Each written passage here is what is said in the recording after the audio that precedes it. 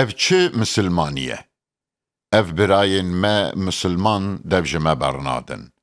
قی راست ام کولنه او جمره اسیادن.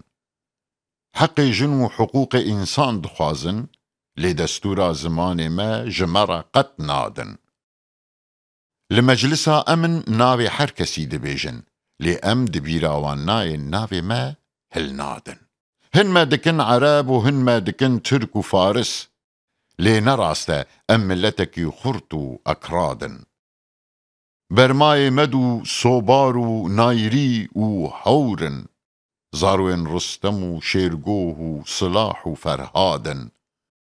گرناس حطین و عکا و کرک و دمیاتن مرخاس چالدران و سرداش و مهابادن.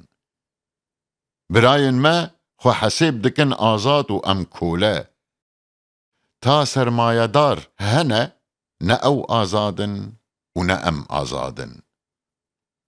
سرمایه دار شرخواز استعمار کولدار ام برخی برکیری و او بخواه جلادن.